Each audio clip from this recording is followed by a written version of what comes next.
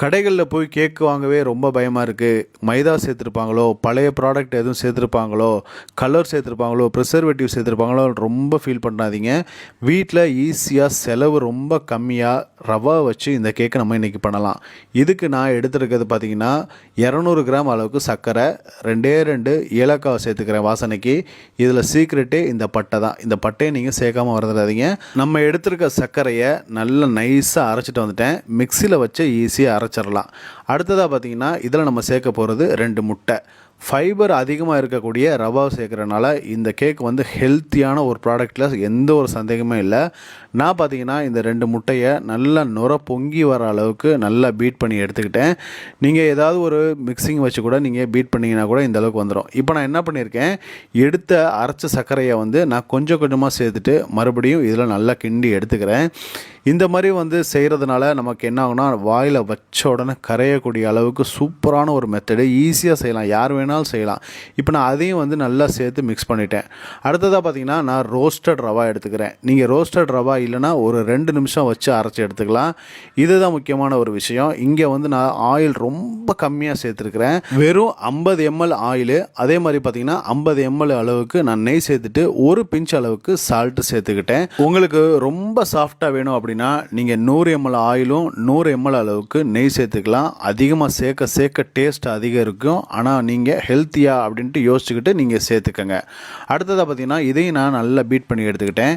கொஞ்சம் டைட்டாக இருக்கும். இந்த நேரத்தில் வெறும் 100 ml அளவுக்கு திக்கான பாலை ஒரு தடவை பொங்க வச்சுட்டு இதில் வந்து சேர்த்துக்கலாம். எனக்கு பால் ஒத்துக்காது, சில பேருக்கு பால் சேர்க்குறது பிடிக்காது கேக்கில் அப்படின்னு நினைக்கிறவங்களுக்கு நீங்கள் தேங்காய் பாலை வந்து நல்லா எடுத்துகிட்டு அதை வந்து சேர்த்துக்கிட்டு இதில் நல்லா பீட் பண்ணி எடுத்துக்கோங்க. இதுக்கு மேலே வந்து நம்ம முந்திரியை சின்னதாக கட் பண்ணி சேர்த்துக்க போகிறோம்.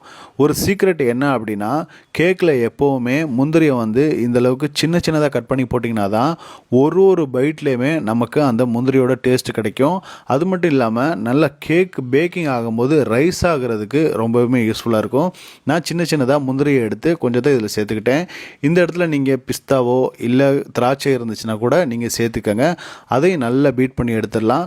பேட்டர் பார்த்திங்கன்னா நல்லா தண்ணி மாதிரி கொலன்னு இருக்குது. இப்போ நான் என்ன பண்ணுறேன், இந்த இடத்துல நீங்கள் ஆயில் சேர்த்துக்கலாம். அப்படி இல்லைனா ஒரு பிஞ்ச் அளவுக்கு இல்லை ஒரு ட்ராப் அளவுக்கு நெய்யை சேர்த்துட்டு இது நல்லா க்ரீஸ் பண்ணி விட்ருங்க. இப்போ பார்த்தீங்கன்னா நல்லா தெரியுது நம்மளுடைய மாவு வந்து நல்லா பக்குவமாக இருக்குது. இந்த அளவுக்கு ஃப்ளோ இருந்துச்சுன்னா தான் இது வந்து பக்காவான ரிசல்ட் கிடைக்கும். எல்லா இடத்துலையுமே படுற அளவுக்கு ஸ்பூனை வச்சுட்டு நல்லா கிண்டி விட்டுட்டு மேலே டெக்கரேஷனுக்காக முந்திரியை வந்து சின்னதாக உடச்சி நான் சேர்த்துருக்கேன். அடுத்ததாக இப்போ நம்மள்ட்ட குக்கரில் இதை செய்ய போகிறது கிடையாது. பேனில் ரொம்ப சிம்மில் வச்சுட்டு இதை வந்து மேலே வச்சிடலாம். இதுக்கு கீழே ஒரு பாத்திரம் வச்செல்லாம் வைக்கணும் அவசியமே கிடையாது. சிம்மில் வச்சுட்டு 20 நிமிஷம் இதை விட்டுட்டிங்க அப்படின்னா அருமையாக பேக்காகி வந்துடும். 20 நிமிஷம் கழிச்சு நல்ல ஒரு கூர்மையான கத்தியை வச்சு இது மாதிரி குத்தி பார்த்தீங்க அப்படின்னா கொஞ்சம் கூட பிசு தன்மை இல்லாமல் கேக்கு வந்து உடஞ்சி ஒட்டாமல் இருக்கிறத நீங்களே பார்க்கலாம். சூப்பராக ரெடி ஆயிடுச்சு. இப்போ நீங்கள் இதை மொத்தமாக அப்படியே கவுத்து விட்டு கூட கட் பண்ணலாம். நான் ஒரு சின்ன பீஸை எடுத்து கட் பண்ணி காமிக்கிறேன். அடியில் ஃபுல்லாக நல்லா வெந்திருக்கும். சைட்லலாம் மேலே பார்த்தீங்கன்னா அந்த ரவாவுடைய டேஸ்ட்டு, அந்த நெய் ஊற்றி இருக்கிறது டேஸ்ட்டு எல்லாமே டாப்பில் அப்படியே சூப்பராக இருந்துச்சுங்க. இந்த மெத்தடை நீங்கள் கண்டிப்பாக ட்ரை பண்ணுங்கள். பிள்ளைங்களுக்கு ஸ்கூலில் ஸ்நாக்ஸ்க்கு வச்சு விடலாம். ஏன்னா இதில் ஃபைபர் அதிகமாக இருக்குது. எந்த அளவுக்கு இது சாஃப்டாக இருக்கிறத நீங்களே பார்க்கலாம். கண்டிப்பாக நீங்கள் இதை ட்ரை பண்ணுங்கள். எதுவும் டவுட் இருந்துச்சுன்னா கண்டிப்பாக கமெண்ட்ஸில் கேளுங்க. உங்களுக்கு நான் கண்டிப்பாக சொல்கிறேன். இதே மாதிரி ஒரு இன்ட்ரெஸ்டிங்கான வீடியோவில் நான் அடுத்தது சந்திக்கிறேன். இதில் வந்து ஃபைபர் அதிகமாக இருக்கிறதுனால இது ரொம்ப ஹெல்த்தியான ஒரு ப்ராடக்ட்.